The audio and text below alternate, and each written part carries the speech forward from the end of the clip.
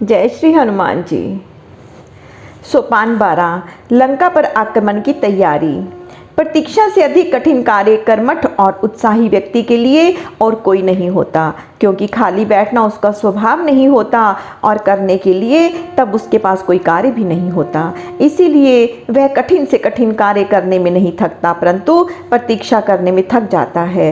प्रतीक्षा का एक एक क्षण एक एक युग के समान व्यतीत होता है। इसके विपरीत मिलन का एक एक युग भी एक एक क्षण के समान व्यतीत हो जाता है। यह एक मनोवैज्ञानिक तथ्य है। अंगद आदि सभी वानरों को भी प्रतीक्षा का पल पल काटना दूभर हो रहा था।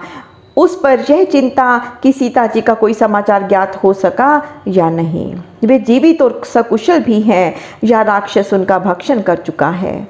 और फिर हनुमान जी वहाँ प्रदेश में शत्रुओं के मध्य अकेले हैं, यद्यपि वे किसी भी संकट के लिए स्वयं ही एक महासंकट थे, परंतु इस स्नेह का क्या किया जाए जो अपने प्रिय के प्रति विलंब तथा वियोग के समय दुश्चिंताओं से भर देता है। इसके अतिरिक्त उन सभी का जीवन तथा कुशलता पवन पुत्र के लौट आने पर ही निर्भर थी। असफल होकर महाराज सुग्रीव के समक्ष जाने का साहस उनमें से किसी में भी नहीं था। फिर जैसे बरसों से प्यासी मरुभूमि पर मेघ बरस जाएं, जैसे अथाह सागर में डूबने वाले को सहसा किनारा मिल जाए, जैसे घनघोर भयावने अंधकार में अकस्मात ही भगवान मार्तंडे के दर्शन हो जाए, उसी प्रकार उनको आकाश मार्ग से प्रसन्नता मुद्रा में हनुमान जी आते दिखाई पड़े। उनकी डूबती नाड़ियाँ और टूटती श्वासें जैसे एकदम ही जीवंत और चैतन्य हो गई। मन बुद्धि में व्यापा हुआ निराशा व दुश्चिंता का अंधकार तत्क्षण आशा से परिपूर्ण प्रकाश में से विनष्ट हो गया। वे किलकारियां मारते हुए इधर उधर कूदने और नाचने लगे। नेत्र तथा मुखमंडल हर्ष से चमकने लगे। कभी वे एक दूसरे को प्रसन्नता और आश्वासन के भाव से देखते, तो कभी केसरी नंदन को प्रसन्नता और उत्कंठा के भाव से। जैसे ही हनुमान जी महेंद्र पर्वत पर उतरे, उनकी जयकार से वानरों ने पूरा आकाश गुंजा दिया, मानो सभी के निर्जीव शरीरों में प्राण लौट आए हों। जामवंत ने आगे बढ़कर उनको हृदय से लगा लिया। अंगद ने उनका अभिनंदन किया। सभी वानर दल ने स्वागत किया तथा स्वस्ति वचन कहे। हनुमान जी ने प्रसन्नता पूर्वक सबका अभिवादन किया तथा सबको सांत्वना देते हुए कहा कि आप सभी वीर निश्चिंत रहें, हमारे दल ने अपना अभियान पूर्ण कर लिया है।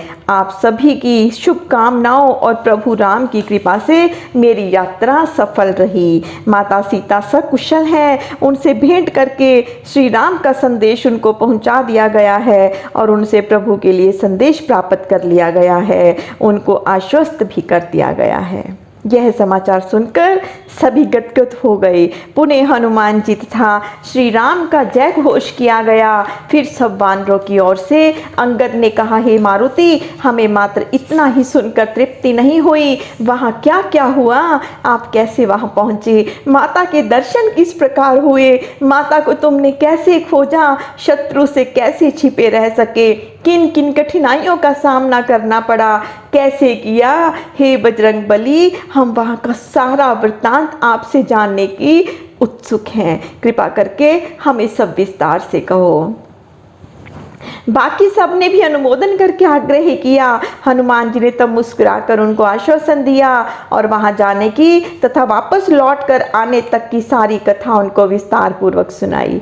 सब ने बहुत रुचि और जिज्ञासा पूर्वक सारी कथा सुनी और हनुमान जी की प्रशंसा करने लगे। युवराज अंगद ने गर्व से युक्त वाणी में कहा, हे मारुति, विशाल समुद्र को लांघ कर अकेले ही रावण के अनेकों दिग्गज महारथियों को सेना सहित नष्ट करके, लंका का दहन करके और माता का पता लगाकर तुम विस्तृत समुद्र को पुनः लांघ कर वापस लौट आए हो।